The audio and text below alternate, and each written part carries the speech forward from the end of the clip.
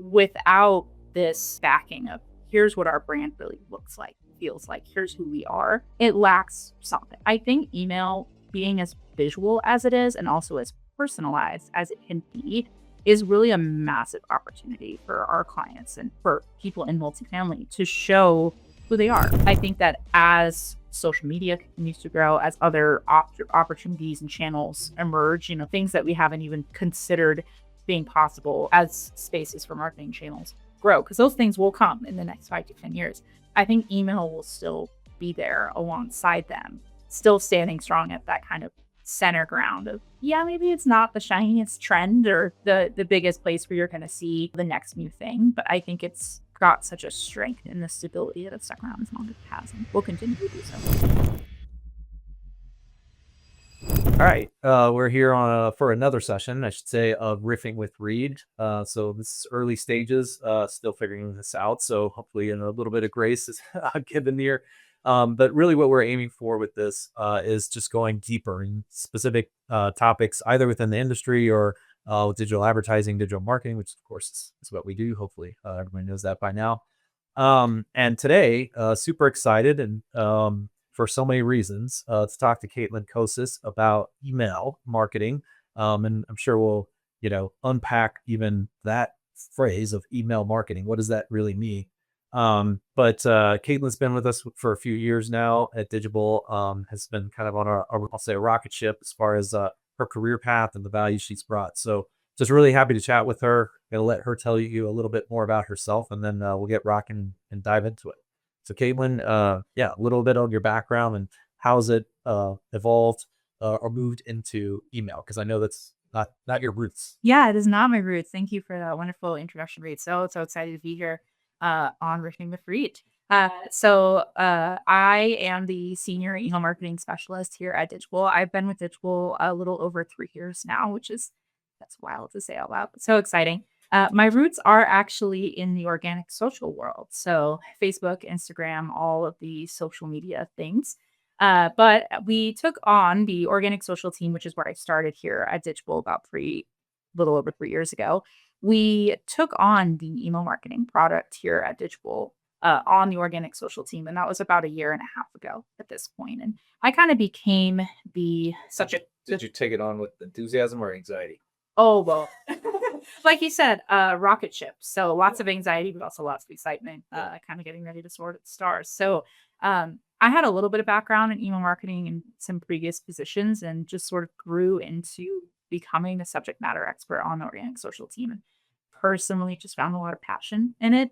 But also we very much realized as a team that email marketing and organic social are very different worlds in many ways, not only in their workflows, but also in their metrics, in their needs, in the way that they're managed most effectively. So about December or so, quite around the end of last year, we split email marketing out into its own division, and I migrated along with it. So left the organic social behind, which was quite a big shift, but a really exciting one. And I've been fully on the email marketing division since then as the senior specialist.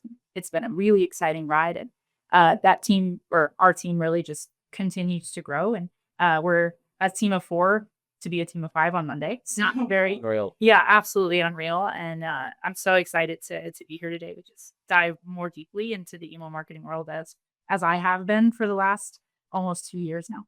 Yeah, that's great. Well, I love your humility in saying that you kind of migrated over to this opportunity, but truth be told, you put a great kind of vision in front of us, business case saying, there's a lot more here that we could probably be doing, enriching that value proposition, and finding ways to better maybe connect as you and I agree with you that those worlds of social versus email are far apart, but I think there's more opportunities to connect email, to an overall marketing strategy that you've been starting to show, like both internally and hopefully our clients would agree. So what I have to ask before I forget, it almost surprised me when I heard some of the numbers, and they continue to surprise me, but I think I'm getting less surprised in a good way each month, where it's like, oh my gosh, there's this many more emails coming in. So not to make this about Digible in any way, but We have enough scale at this point that I think it's fair to say sometimes, we are indicative of trends, Mhm. right? Like, and what we're experiencing, seeing from our clients. And it seems fair at this point that email is, I don't know if it's a comeback, but it's like, what is going on? Why are so many people buying email, or using email, from Digible? So if you don't mind, yeah, what is your, beyond your incredible skill set, your intelligence, your, Yeah, I could sit here all day and say it's just yeah, me. absolute mastery. Yeah, like, yeah, but aside from the Caitlin factor, is there more that you suspect is in play as to why email is really kind of taken off?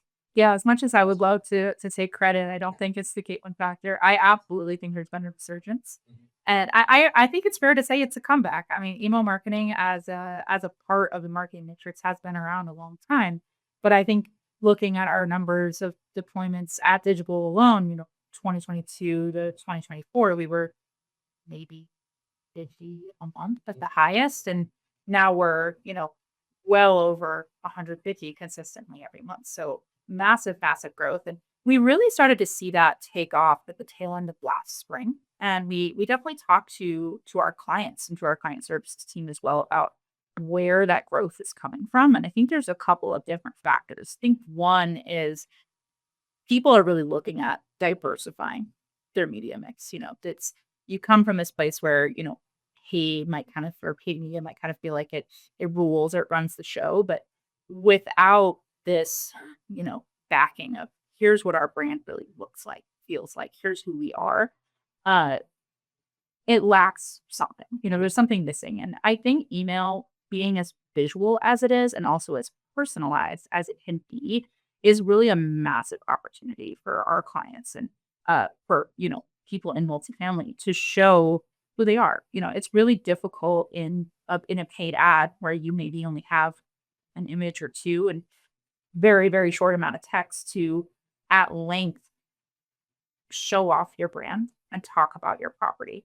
And you can do that on organic social, with a Facebook page and Instagram page, but it's a completely different format. And it's something that people really have to come to you to seek out. With email marketing, it's like I can put my brand in front of you. I can put my special or my schedule or tour button in front of this audience without them having to come to me. It's like I can be in their inbox at the time that works for them, but show off my property, my proposition, my value in a way that's far more detailed and personalized than what you might be able to do on other channels. So it really hits a sweet spot. Why people have started realizing that now, I think is a really interesting thing to look at and to analyze. But I definitely think it's coming from a place of people looking to diversify the media mix, but also really trying to find other opportunities to drive prospects to their websites beyond, paid. So I think of email as somewhere that sits right in the middle between the paid world and the organic world. It's that sweet center spot, and I think that really speaks to our clients, especially as we've been able to talk more about performance and how that really links not only just to here's a wonderful visual way to show off your brand, but also here's how that's actually converting people. Totally. Well, I love the way you're thinking about that. And saying it is kind of a sweet spot, it sits in the middle, it's a great way to put it. Because as you said, there's real constraints in certain platforms and how well you can express the experience or value of a property. Maybe value less, but more the experience. And so often, our clients will lean on social, will lean on, maybe a TikTok, Spotify, and that all makes sense to me. But not as likely to drive performance or outcomes as email. But email doesn't have the constraints, that you see with paid search. So yeah, I just couldn't agree more as far as it's almost in the middle. I think, my own speculation, but the other thing that I feel like we're realizing is that there's actually a pretty small number of providers in the industry right now that are focused on using email as a performance marketing tool, more for lead generation, even with, I'll call it cold, but they're not actually cold, but prospective renters. It seems overwhelmingly to me in this industry that email providers, air quotes here, are pointed at nurturing and retention, which are super important. They make a ton of sense. But I've been surprised. It's like there's actually not that many providers in the industry that are saying you should be using it as a mechanism to drive leads, before they've already entered your CRM, before, they've already been flagged as an opportunity, Yeah. and then email, nothing could be probably better, right? That along with text and some other things to keep up with that prospect. But I just think there's not that many that are using it as like, this is the first interaction, like the first touch point that you're having with the prospect. Yeah. Great. No, 100% agree. And I think I was surprised to learn that as well, kind of when I first moved into the email marketing division here and, getting to know the competitor space. I was incredibly surprised that so many of our clients noted that the reason they went to email marketing digital was because of our prospected and targeting. Yep. Looking at, okay, here's, people whose leases are ending in the next 90 days. Let's get your property in front of them in an email. That's kind of the core basis of email marketing at Digible is that prospecting style. And I think it's really interesting and very surprising that that's not more popular in the competitive landscape. And I totally agree with you. There's definitely a place for that retention, but there's also, once you have that prospect in your hands, you've got, their fabulous leasing team who can call them on the phone, talk to them on email individually, you might already have all their contact information and so many other methods to really warm up that lead. But as the first touch point, I think it's so unique and but also can be so effective to use email marketing as that lead generation tool, as that first flow. Yep, 100%. I think I'm gonna say a lot of ILSs have had an email solution for probably a couple decades now. With what they bring to market. However, I think it's mostly pointed at like their customer base, versus potentially a brand new prospect that isn't in their customer base. Mhm. So you're able to boost, maybe one of your marketing campaigns or ad campaigns with their existing universe of renters as they kind of shuffle and turn through different properties. But that's not the same solution that we're talking about. However, I'm going to pause there because I said we're not here to pitch digital Yeah. email solutions. But if you're interested, you now know who to call, or email, I should say, Yeah. right? What was I thinking? I don't know if this is backing us up or if this is a good segue, but I was curious before you came on. I was like, where are we in this arc of email? Relative to other platforms. And as you said, for you, it does feel like a little bit of a comeback. And maybe the arc of email and multifamily is going to look different than it is, for other industries or generally speaking. But and maybe try to avoid recency bias here as far as like, how I guess strong the trends are. But do you see email staying relevant, for the next 5 to 10 years? And I don't know any other way that you're going to answer that than yes. Otherwise, it's like there goes the business case. But yeah, I'm just trying to get a sense of how protracted. Do you think we're like, somewhere like between where it was at its peak and where eventually it might go someday, where it's less relevant? Any thoughts there as far as the arc of email? Yeah, what's the trajectory of this rocket ship? Great question. Yeah, it's interesting. I think sometimes email marketing kind of feels like ancient in the sense of marketing. It doesn't really feel like the shiny, No, friends that's totally thing right. at all. You hear Um, email, yeah. yeah, you hear one, you're like, wow, that's been there a while because it has. I mean, it really, it kind of originated in the late 90s and Yep. Facebook wasn't even a thing until 2007. So, let alone the ads landscape. There's so many other channels that feel much newer than because they are. But I think there's a plethora of reasons that email has had the longevity that it has, and I really think that that will carry through. I mean, yes, I absolutely think that email will still be a thing in 5 to 10 years, and not even that it will be a thing, but I think it will be even stronger of a resurgence than it is now. Setting aside any kind of recency bias with the sort of comeback that we've been seeing, I think that there's going to be a lot of calls for authenticity, like really authentic, genuine feeling content, personalized content. And those are things that are strong suits of email, things that are very well achieved using email marketing as a platform.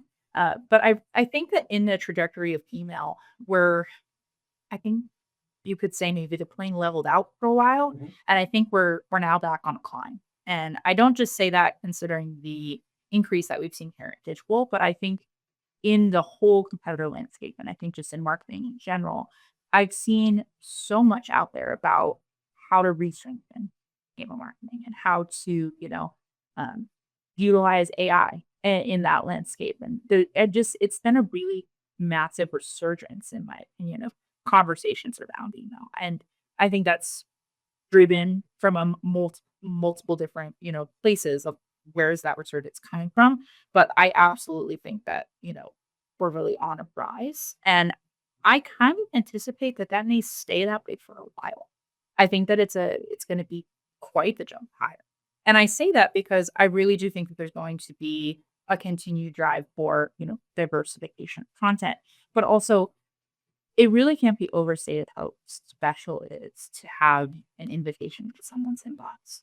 I think that as social media continues to grow, as other opportunities and channels emerge, things that we haven't even considered being possible as spaces for marketing channels grow, because those things will come in the next 5 to 10 years. I think email will still be there alongside them, still standing strong at that kind of center ground of, yeah, maybe it's not the shiniest trend or the biggest place where you're gonna see, the next new thing, but I think it's got such a strength in the stability that it's stuck around as long as it has and will continue to do so. Okay. Well, I think that might be your first contrarian. I don't know if it is or not, but uh belief. We love those here on the shows, like because I think a lot of people would probably forecast the opposite, Mhm. which I don't know that I agree with either right now. Not because I'm not buying what you're selling.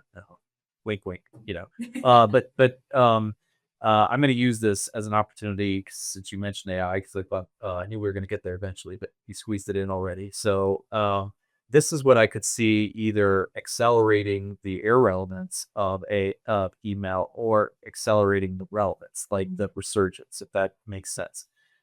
Because AI, as we know, is disrupting, in particular, anything content related, right? And as you mentioned, kind of the custom. I don't know if you use the personalization like of content and how maybe that will be coveted, appreciated, like where it feels less AI esque. But what and even a digital day, which is the day that we all talked and kind of brainstormed about the future and our company and the things that we do, how they might change, where opportunities lie.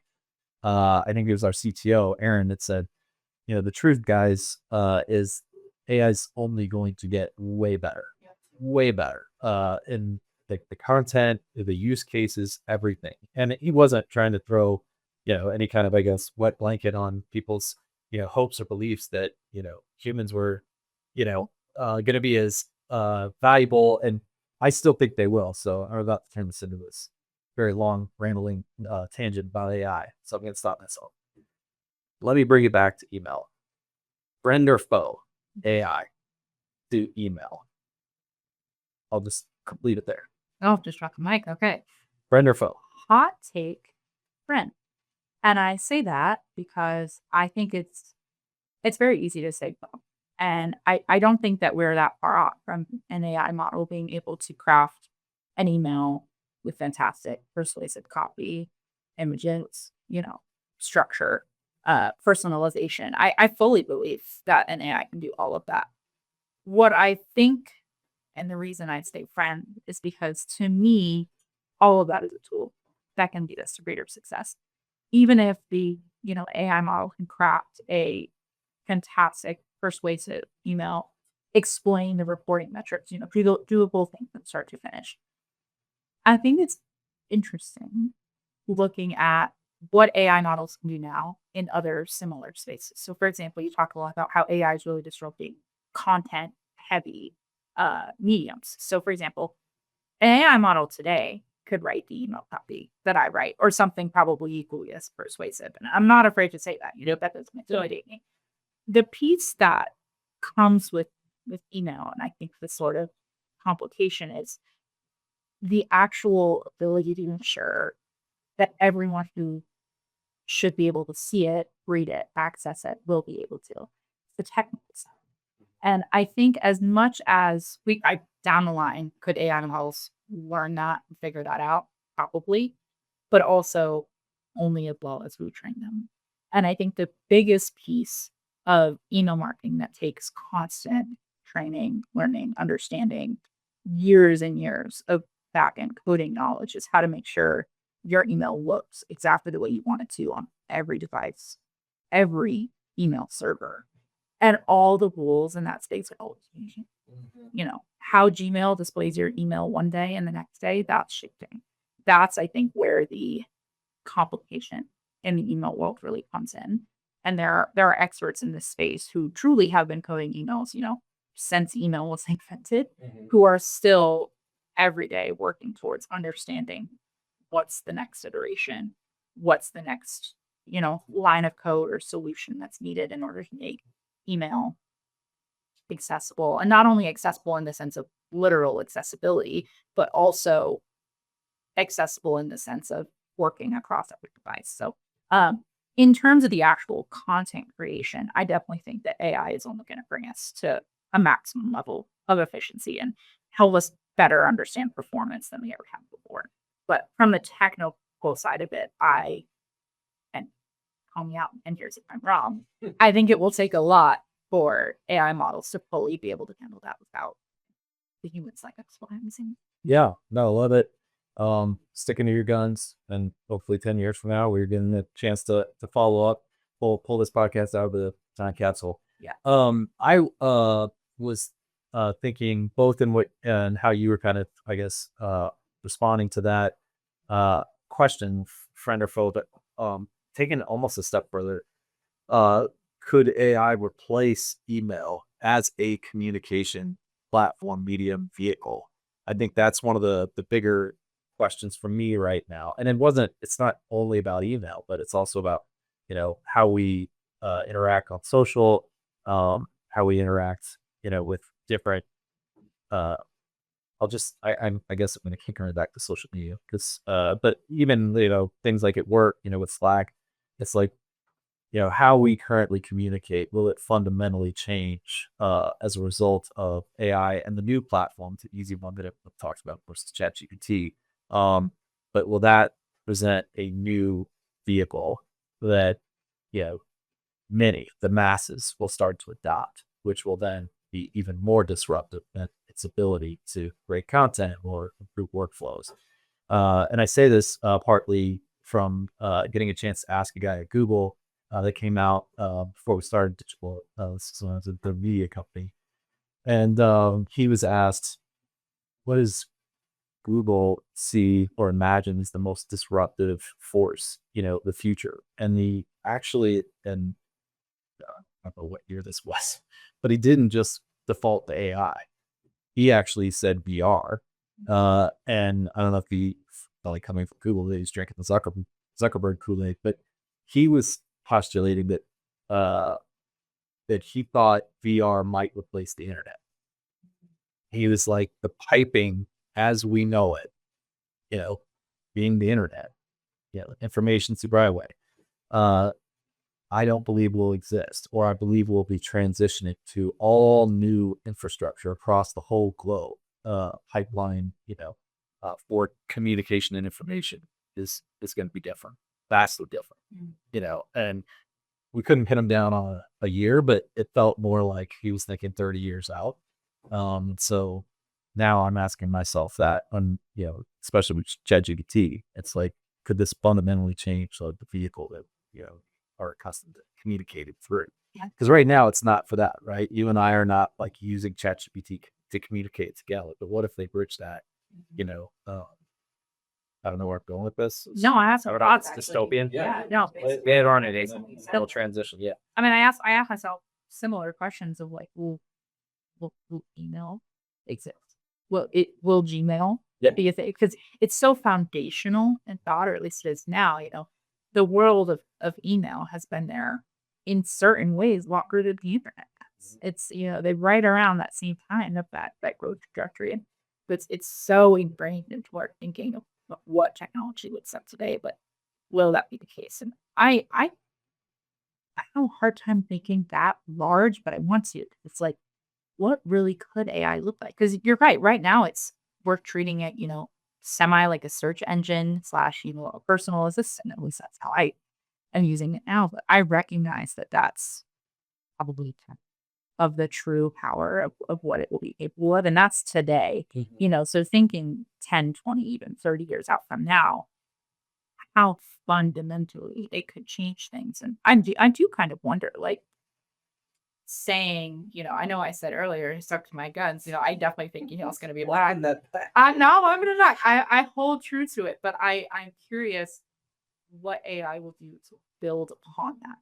Will it change the way, like you said, communication is accessed? And if that's the case, is there still a platform for email marketing? Or maybe it's just not called that anymore, but the concept is the same. Like you're just using, instead of, your Gmail or your Microsoft Outlook, it's a different platform, but the product itself kind of holds the same base. I could foresee something like that happening where the foundations upon which you're working might be changing, or the constructs within what you're building are shifting, but the core of presenting people that information in that way, getting and moving them towards a step of making a connection, making a purchase, scheduling a tour.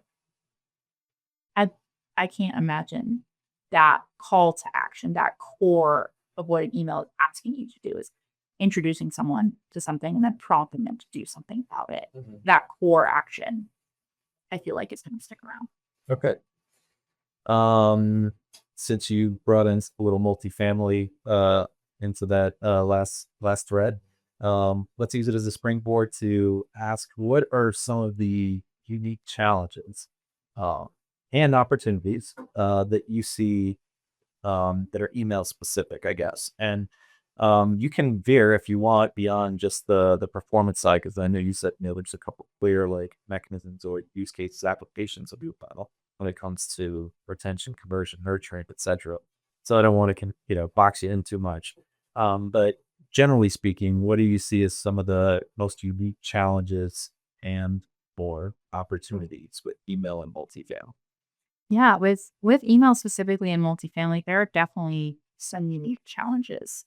Multifamily kind of has its own universe of rules and regulations that a lot of other products and services just don't adhere to. So I wouldn't call it a challenge, obviously, because it's for a wonderful purpose and benefit, but fair housing is a big one. There's a lot of considerations around the language that you're utilizing, the images that you're using, the things that you just compliance in general is a huge piece. And I mean, it's something that at Digible and obviously, the competitor landscape in general, it's something we have to be the experts, and we pride ourselves on being the experts in that space, and not to get too salesy. But that's a huge one of, you really have to be on it with, you know, who are you talking to? How are you speaking to them? Compliance around all of the laws, rules, regulations, but kind of going another direction, going back to who you're talking to as audience. It's a kind of, I would say, a two-sided coin, and that there's a lot of opportunity within multifamily to talk to different audiences. So like you mentioned, you've got, a property that might be in a lease up phase. Fantastic time for prospective, really introducing people, growing some brand awareness, getting some of those early pre-leasing tours. And you've also got, stabilized properties. You're just trying to get some new people in the door. Got retention, the opportunity to keep the people that have heard and rented there and understand, what their needs are, what they're looking for. So lots of different opportunities for audience in terms of email marketing with the multifamily. But it also can really present some challenges. People aren't renting all the time. There's opportunity within specific windows. If you think about another, B2C style of marketing where you're marketing a product, say somebody needs, you're marketing somebody to water, or you're marketing something that doesn't have this specified time period where people only need something at a certain moment. So really narrowing down that window of opportunity for the audience that you're talking to is a huge challenge with multifamily. If you just send out an email marketing, a property, and don't have the understanding of, is your audience moving soon, or what is your audience looking for in a new home, it's so much more difficult to make, that value proposition. But I know there's some other ones. What are your thoughts on? Well, I know there's quite a few. yeah, you were starting to definitely get to one of my biggest ones, which is the accuracy and reliability of the database, the big Qs. Because to your point, if those haven't been scrubbed or you're just missing it, even by a month times on that, uh, on your drop or your distribution, um, you could end up wasting a lot of money, right? Not seeing the same results. So I think, having the right providers, data providers is critical. And I think you still need to probably spend some time with, wherever or whoever you're getting that data from, making sure that you feel like it's meeting the standards that it needs to in order to have success. I dropped in can't really use timing CTAs, but I don't know if you disagree with that. But when you see, for example, in the Google business profile, whether it's Google Post or whether you're seeing it in search ad or whether you're seeing it, paid social or organic for that matter, it seems like we're further along with the integrations on those platforms so that you're more assured that you can have dynamic pricing. Yep. But the second you put out, like if you're running a concession and you send that out through email, I know you can put it in have to in fine print. It's like this may be only available for 3 days, but it just doesn't seem to have the same flexibility or the same real time opportunities that you get from a lot of other digital platforms or marketing solutions. Agree, disagree. Like Absolutely agree. Like I think that's one of the biggest challenges, honestly, is the level of accuracy when you're dealing with something that's changing all the time. And dynamic pricing is probably the best example.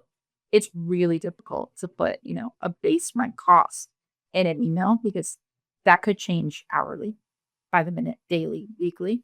And, as you're going through rounds of revisions or even just in the slight delay between approving something and having something deploy, that could shift.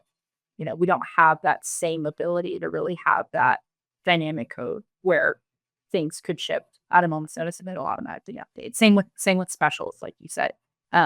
If something is, 6 weeks free, we have to say for a limited time, and be confident enough that that's going to be around for at least a few days in order to get those prospects from that email and ensure that, they're going to have access to that opportunity. So definitely a challenge. I'm wondering with the new legislation, if I say new, I think there's 50 now, different pieces of legislation, different states across the country related to fee disclosure. Yes. But how that will impact email and I'm because this is the topic, I'm curious how it's going to impact a lot of things.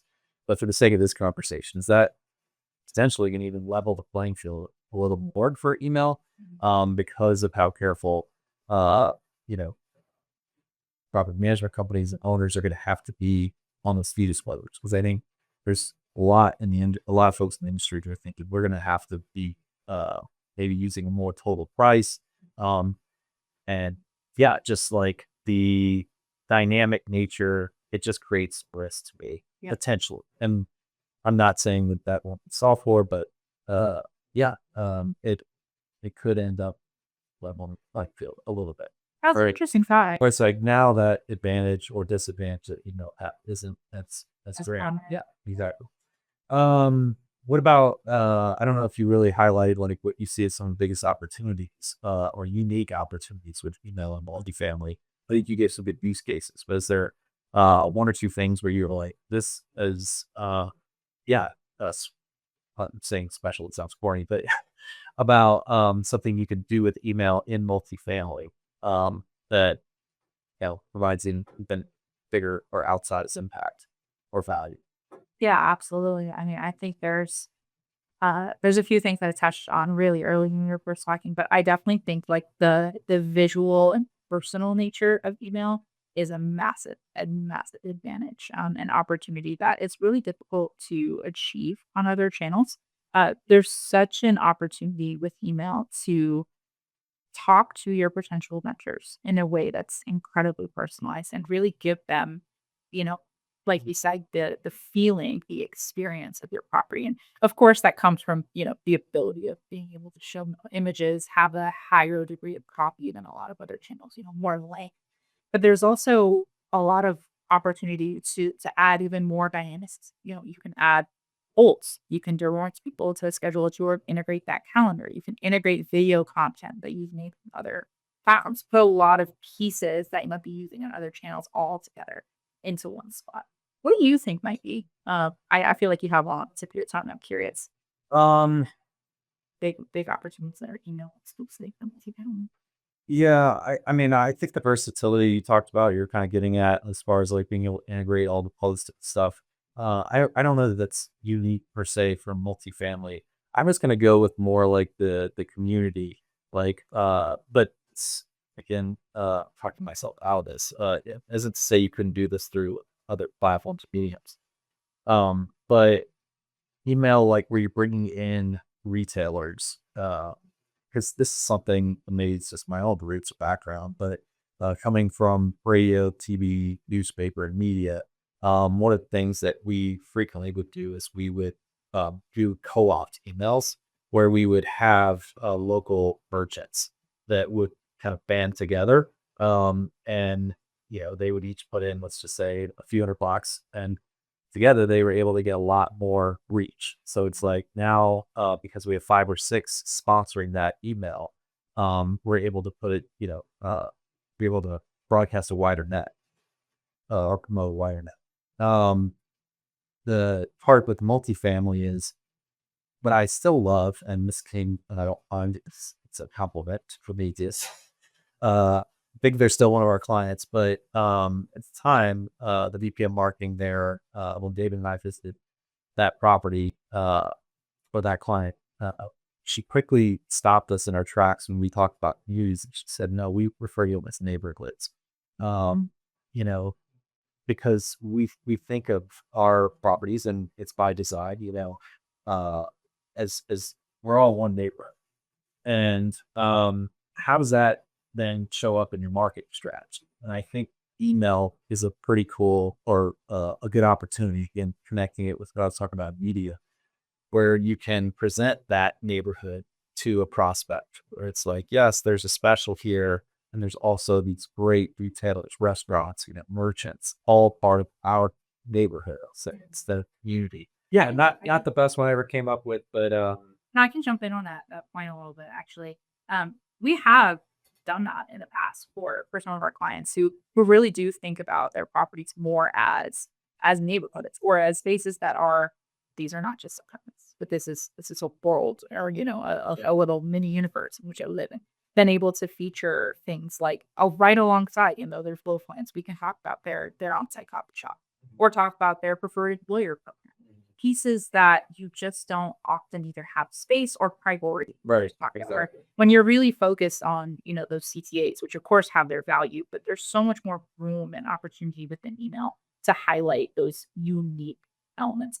One that comes up all the time is school zones. Like, we live in a fantastic school zone. And that's something that just, I'm not going to see that in an ADAC, maybe in a quick bullet point.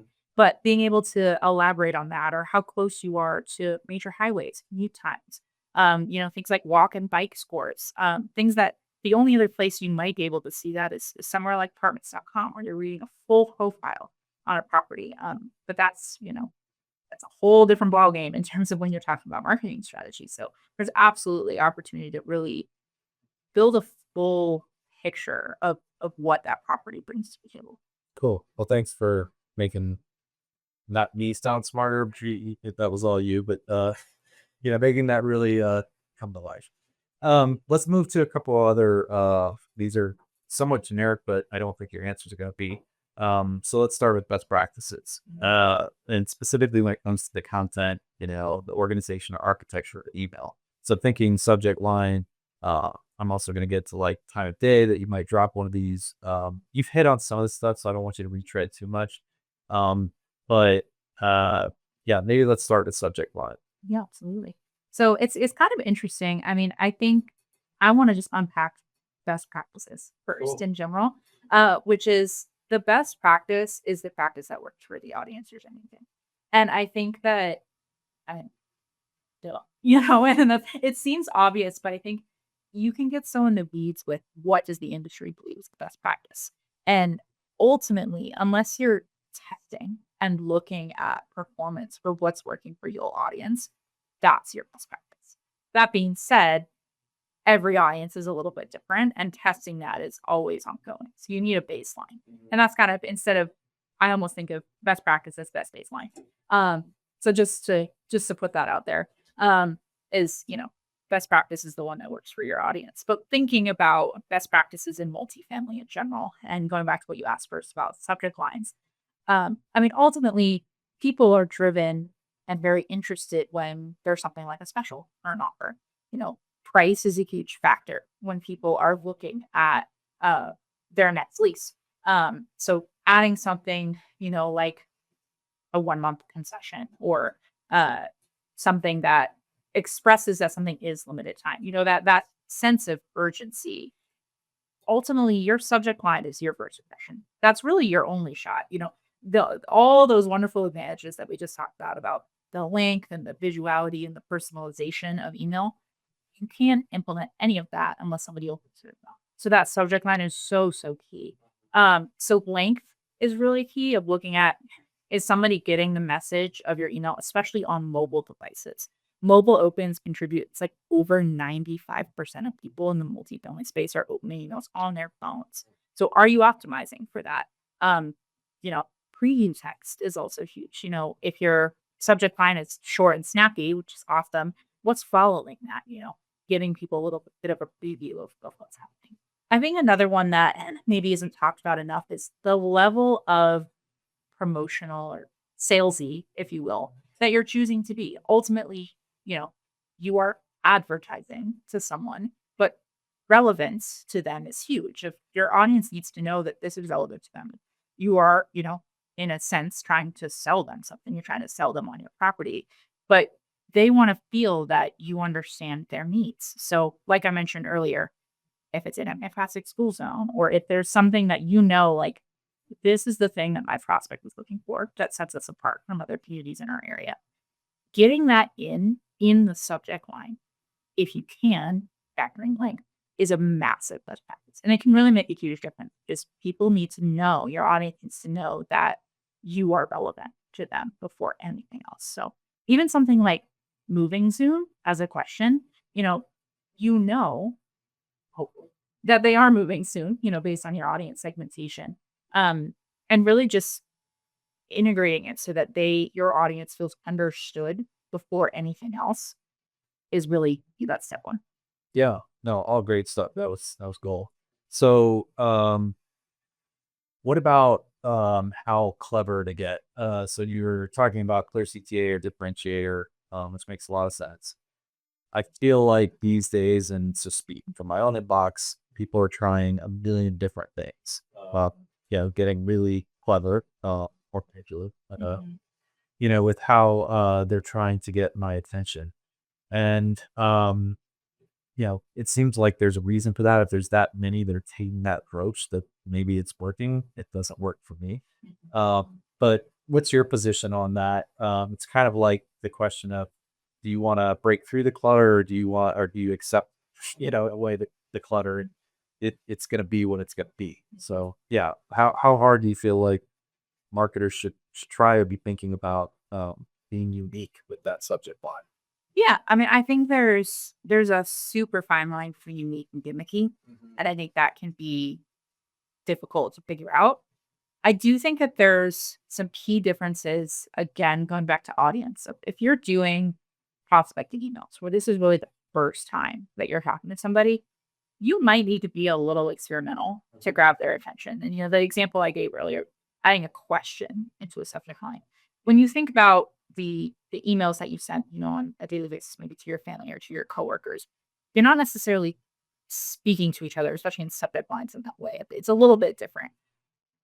Personally, I'm not all for 9 emojis and 3 exclamation points. And there's a point where things just become spam or very gimmick. Yeah, exactly. Obnoxious feeling.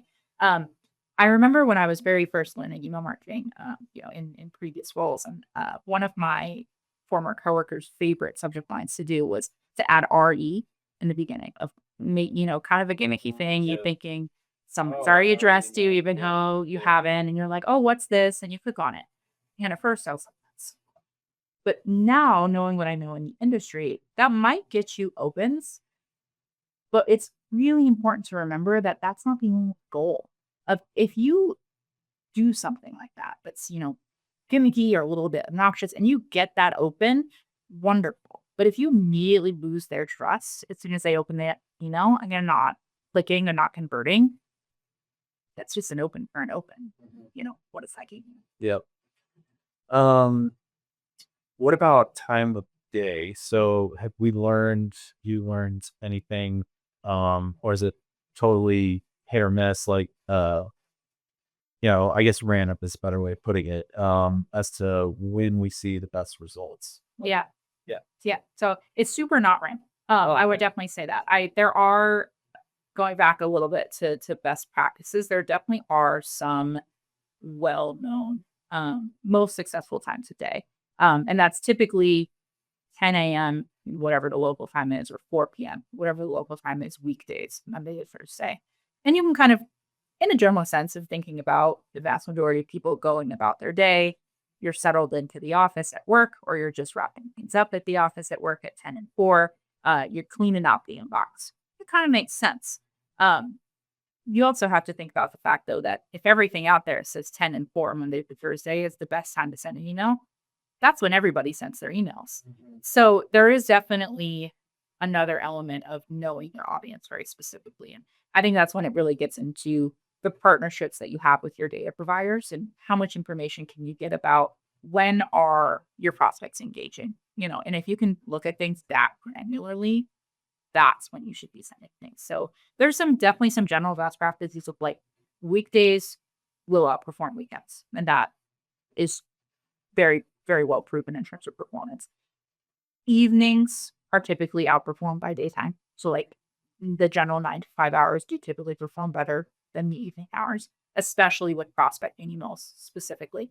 But if you can really look more closely at your audience and understand, a bit more dynamicism of when are people actually engaging. Is there a time that it's much more common for people to be clicking something in your email? Are people more driven to that scheduled for a button in the afternoon because they know when their calendar's open more? You can speculate a lot on people's motivations of when they open emails and why. But if you can really access more of that data, it's key. But in the multifamily space specifically, those weekdays really seem to go now. That's not necessarily true, like email marketing wide, depending on the product or service that you're looking at. But in the multifamily space, that definitely has held true for a long time. Cool. I know we don't have, I think, wouldn't be a conclusive answer as to whether that shifts or changes at all with the different, I guess, verticals or adjacent verticals of rental real estate, meaning student housing, senior living, like, multifamily. I think it's general population, It does shift a bit for senior living. Oh, does it? Yeah, it does. No It goes a little earlier in the morning. You just Okay. kind of started looking at that. Military and students so far, we've seen similar patterns. Time of year, zooming out a little bit more, looks different. Obviously, student housing definitely got an uptake late summer. Yeah. People are Makes sense. maybe a little more last minute looking for their housing, trying to lock that in. But specifically going into time of day, those kind of senior living properties, you definitely see 4 p.m. is a little too late. And you kind of got to back up that day. So that interesting. That 7 a.m. slot, it's a little harder than that 9 a.m. slot. It's interesting to see. Love that. I'm gonna ask you one more question about best practices. Sure. This has to do with pairing, so a little wine and cheese here. Mhm. In which platform, and you could segment this if you want, between paid. I don't know if you could do that actually with organic, but so I'll just ask the question. If you were wanting to test email, what would you say is a really smart pair uh, to go with? I think lots of people at date search go with everything. I don't know what that would make it as far as a wine. Is that it's a Mendel or something? The Pinot Grigios. Yeah, where it's like it's that versatile or just works with everything. So maybe you can pull that one out and say, okay, granted, yes, search, it's going to work probably pretty well with email, just about any other digital marketing platform. Anything else that comes to mind where it's like it'd be really smart if you're going to do this to do it with a video like TikTok or with Spotify or social campaign, even a native article. Yeah. Yeah. I think there's two that kind of initially came to mind, and one is display, which is kind of interesting. It's shifted a lot in the landscape of paid media, but there's something to be said for display almost being the miniature version of email because you still have that visual factor. I mean, I was definitely going to say paid search, but I'll stay away from the brie. Yeah. But I do think that the other one is PMAX, so Performance Max, Okay. and really integrating. Um, especially that video element, where if you can get that kind of that paid audience behind things, but still have that visual piece, I think they pair incredibly well together. You could really get so it's such a fantastic duo feeling, and I don't know how else to describe it, but you really can get a true sense for a place while really playing around with audience. You can look at that email audience and kind of really define things and bring things in with when people are looking to rent versus with PMAX, it's like what people are looking for or where they're looking. And I think that they make a fantastic duo. I'm really looking forward to understanding that better myself. That's definitely something that's been an initiative on my end of having a better understanding. What does email marketing fuel? What can we be the fire to, or who can be the fire to us? I think an underrated one going to the organic world though is SEO. And you might not think of obviously SEO it's a long-term type of a strategy. It's something that needs time to be effective. But email in terms of conversion is sometimes only as effective as your website is. Ultimately, you're driving to a landing page or you're driving to the contact us page of your website or something you might be clicking on the Google Maps link that's in the bottom of the email. In order to be compliant, every email has to have your address. So if somebody's going to your GPP, how's that looking? And I think that it's an important pair that things have to be in sync for them to both be effective. Yeah, makes a ton of sense. All right, so let's transition to metrics. So hopefully we can pretty quickly move past. But if there's something you think is worth calling out about open rates and click-through rates, by all means.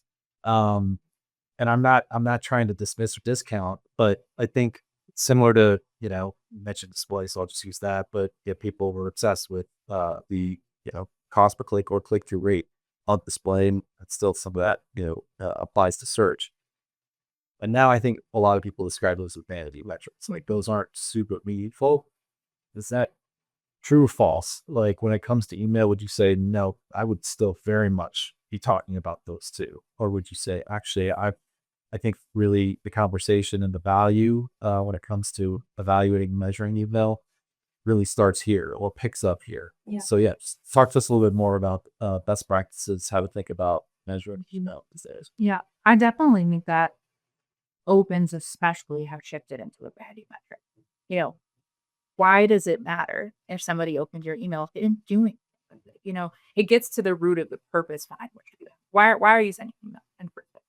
And that's typically the first question you ask yourself when you're building emails. What do I want this person to do?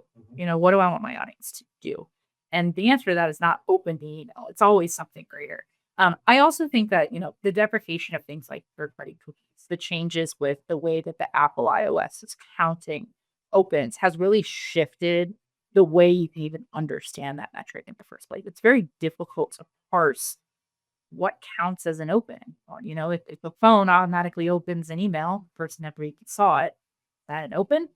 So I definitely think that is a metric that's worth leaving in past. Yeah, let it go a bit. I understand obviously why people still want to see that. I do think that there's more value still in looking at clicks, but I think that it's less so just the number of how many people clicked, but being able to look at something like a heat map, where people click, where did people actually spend time in looking at your email, digging a little bit deeper into understanding how and when they engaged, and if you can get to the why, what buttons are they clicking? What are they going back to? Where is that driving?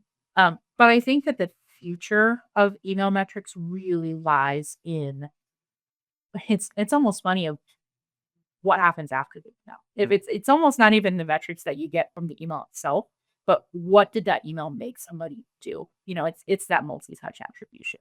So did you drive someone to a page on your website? What did they do once they were there? Understanding going all the way from a prospecting email to a lease, that full story. Where else did they stop, on that journey?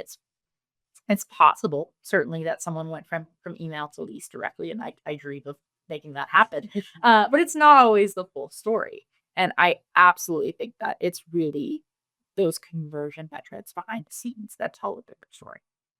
So now I'm going to ask, since you mentioned, I don't know, you definitely mentioned baseline a few times. I don't know where we got to benchmark yet, but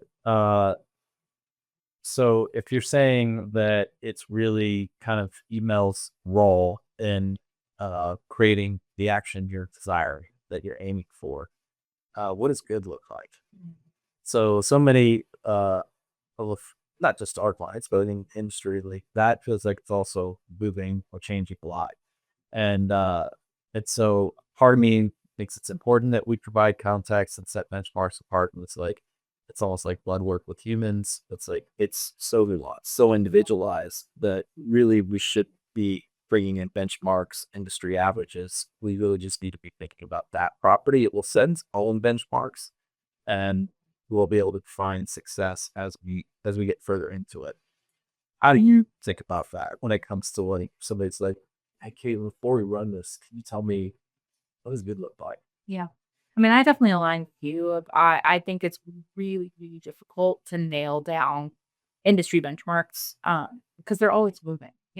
It's one day to the next. It can be very difficult to say like, X number of clicks equals successful email, and if you're under that, then you're failing. I think that just looks at things in a sense that's way too black and white, and it doesn't leave space for that nuance. So for me, interestingly, a metric we haven't actually talked about yet, but is unsubscribes. And the place I think about success first, before even looking at true email performance, is list health. You know, are your metrics showing that people feel that your email is relevant to them? Are you if you got a super high unsubscribe rate or something like super high bounce rate, what you're doing with your CTAs almost doesn't matter. Like that's foundational is really the list health piece of are you talking to the right audience, and does your audience feel like they're the right audience? Do they agree with your targeting? But moving into, as much as I would love to say every email should be measured individually, that's not always the easiest way to talk about things. So you do have to think about benchmarking and what defines success. And there are some things out there in the real estate industry in general. What should your open rates look like? 35% higher, somewhere around there. Your unsubscribed should be less than 2% of the total amount of people that you send your email to. It's interesting. Depends on who you ask what they believe their benchmarks are. I think one thing that's really notable is, and we touched on this a little bit, is email marketing in multifamily specifically isn't always used in the same way. So if you're looking at benchmarks for a list of people that you're nurturing versus a list of people that you're prospecting, in my opinion, should look totally different. Your unsubscribe rate, if these leads are already, warm or hot, should be way lower than if it's, the first time you're ever speaking to somebody. So I think those nuances are really key to look at as well. But for me, defining success really comes down to first, number one, that foundation of list health. Second, are you achieving a goal you set out to with your email? Whether that's just, I want to drive, people to our website, or I really want to drive people to schedule a tour, setting out a specific goal for what you're hoping people will do. And then looking, did that happen? And then to what degree did that happen is key. And I know that's kind of general. No, actually, I don't think it is that general. I think it's great. I think that hopefully those that are listening are taking down some notes here versus what is typical or general, you could say, how people deem success for email, which is what's my open rate, what's my click-through rate, did I get any conversions? The conversion certainly is more important. We open rate that click-through, but it's still, I think, too simplified. But the way that you organize that and really thinking more about what's the outcome I'm trying to drive, how well can I connect those dots, establish like whether that did or didn't happen, was really the ultimate goal. But it may require a little bit more effort how to validate or verify whether in fact did it get impacted through that email campaign. You mentioned and triggered something for me, but like the sometimes the goal is to just drive more traffic, qualified traffic, of course, to the website, which makes me call up. I don't know if I've ever shared this. I don't know if I call it a story, but case study that also came back from when I was media. So when I was in Austin at that time, it was Statesman, so that newspaper. I was on digital for that market. We were really struggling to show the value of print. So shocker. It's like people are like, does printing even is it relevant? And I don't know who came up with that. I wish I could have taken credit for this, but it definitely wasn't me. They're like, let's measure Google Analytics for, let's say it was a furniture store. I think it was when they run that full page ad. Let's forget how many calls, walk-ins that ad is getting. I mean, not totally forget. But let's really spotlight and see whether it lights up the back end, meaning Google Analytics. Sure enough, Wednesday full page ad, Google Analytics explodes. And there was, I think, for us, like often our lead was about 40,000. So this was a broader, reach. But it was so powerful. I mean, that case study spread across all of CFG media because it was like, wow, look what we just found out is how impactful that print ad is on website traffic. And so I wonder with email if there's something similar where it's like you drop an email, 40,000 qualify, or you go send prospects, right? And if you were to see a bump in certain page views within a multifamily website, and what's more, I guess, powerful and validating than that? Or it's like you link that people are going to your floor plan pages like on your website for, I won't personal care, although I have before, but S and giggles, right?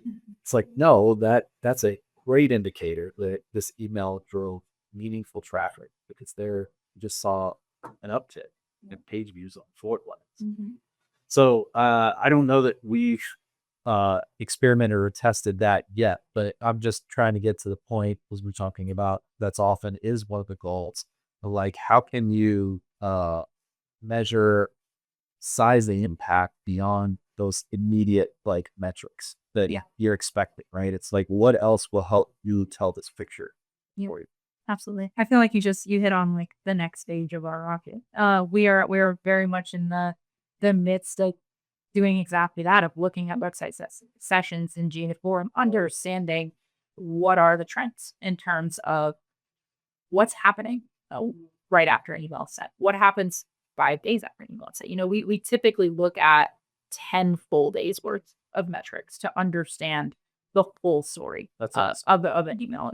Those first 24 hours are obviously going to be when you see, the largest uptick in metrics. But just because you fall down a little bit in the inbox doesn't mean nothing happens. There are many people out there who only check on things, certain times or certain days. So that's really, I think, our exciting next step is diving deeper into those website sessions, understanding where is it driving people to, what, not only just where do people want to land.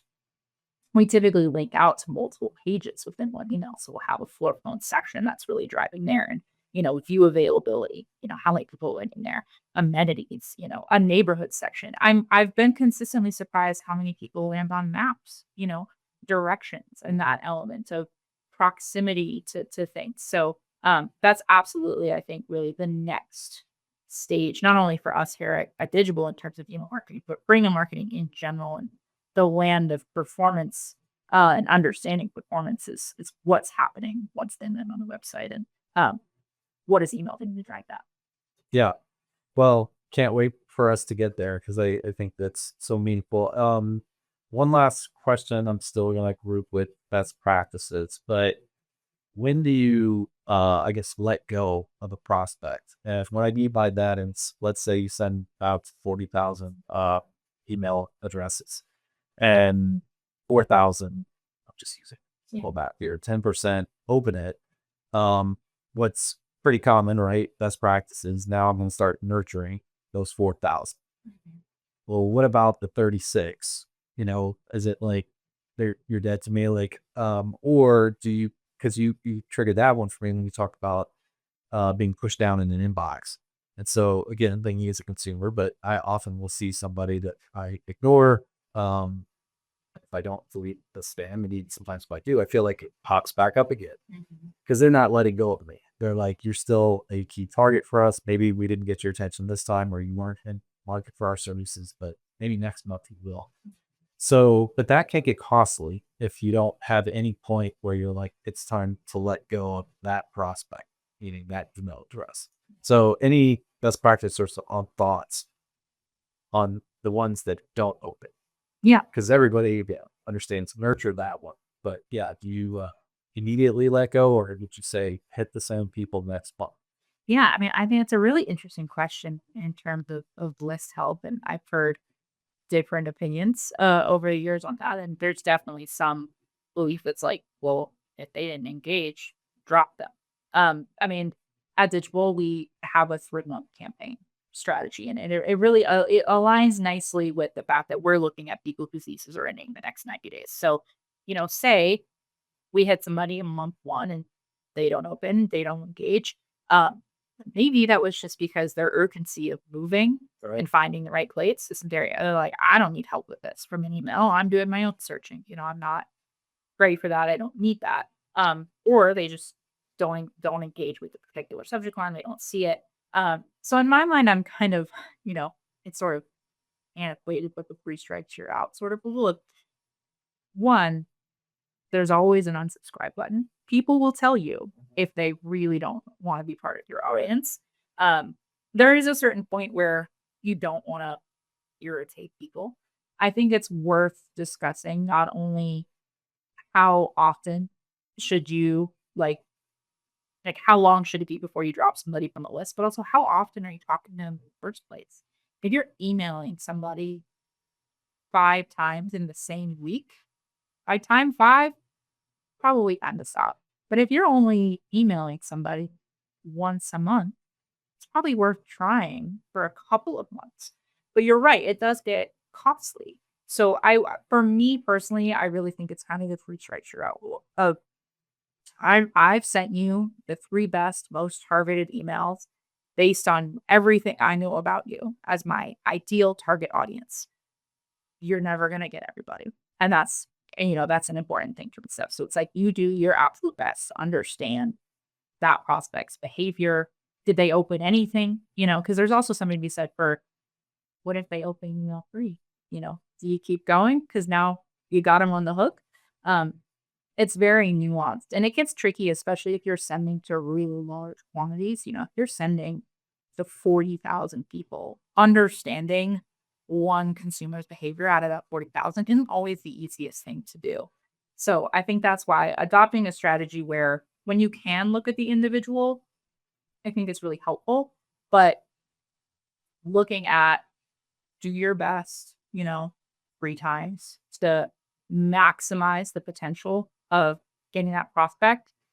And if it hasn't happened by the end of that 3rd time, probably time to rethink your list as opposed to rethinking the way you're targeting that specific person. Yeah, interesting. And I know you said you and rightfully would think about it differently if you were hitting somebody 5 times in 1 week versus once a month. But then I guess it does beg the question of if your philosophy or direction would be 3 times, 3 times you're out, would that fall within 90 days or would that fall within a shorter time frame? As far as timeline to hit somebody within 3 times, I think it's what listed I've seen, and I know this is very general, okay, but it's about 42 days from the time that somebody's actively looking to the time that they've closed, and are, I don't know if that means actually in the door, but if guys had signed a lease, yeah.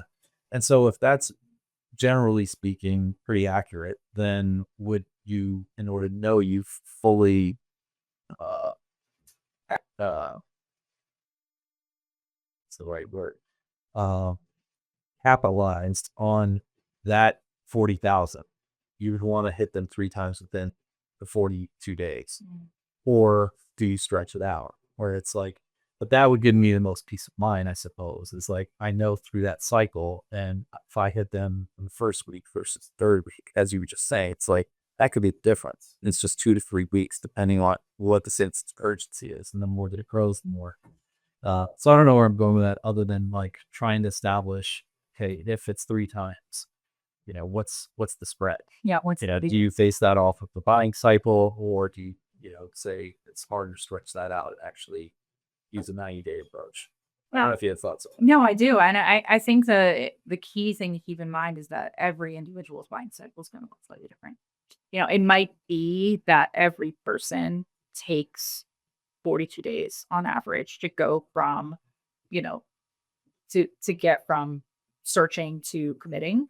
But how do you capture that when, you're not just sending an email to that one person? Ultimately, you're still targeting an audience. So I think for me, the reason that 90-day strategy is effective is because you're looking at, well, one, at least at Digible, our audience is built of, are you moving within the next 90 days? So trying to be as close to on target as when is that lease ending? Even if that window is more like 40 days on actual decision. So, okay, so month one is brand awareness, and that's okay. Maybe it's just name recognition, just getting out there. Even if all they see is that subject line, they're like, hey, I remember that property name. Let me go, in making, I remember when I was moving the mega Excel spreadsheet of potential properties to research. I don't think everyone's quite as type A as me, but even just that little bit of name recognition. And then month two, that urgency starts to kick in. Month three, say it just has that perfect special of they're like, ooh, all these properties in this area, because now I know the neighborhood that I want and I'm ready to sign. But these are over my budget. And it nails it with that perfect special. So I think it's hard to nail it right on the dot of I'm gonna hit him on day 42. I'm gonna For sure. be in that inbox on the day when they choose. But I do think that strategy of giving it some space between each email versus it being a product of something where you want to talk to people multiple times, in the same week or same couple of weeks, lends itself to multifamily specifically, just in the way that process are thinking. Makes sense. I can't remember the guy's name that's driving me crazy right now. Not going to stop and look it up on my computer, but he's some radio advertising savant. Something that stood out, and I think directionally still is user fairly accurate, which is the 5 and 5 rule. And that is to say that 5% of, let's say, a local market is, that we could expand that out, but is in the market for your product or service.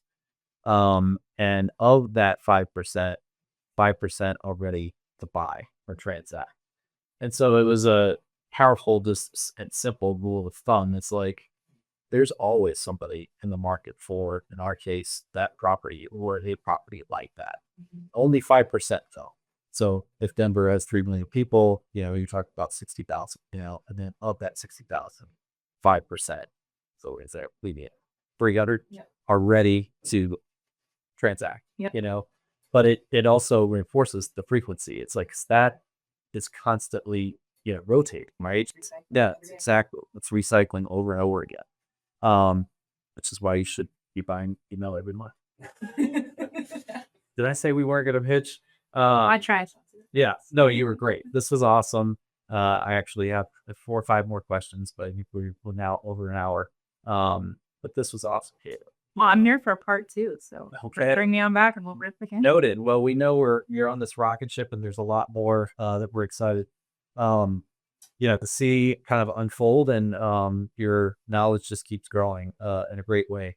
So thanks for spending time with us, and we'll be doing it again. Yeah, absolutely. Thanks so much for having me, Reed. All right. Stay tuned for the next episode, Riffing with Reed.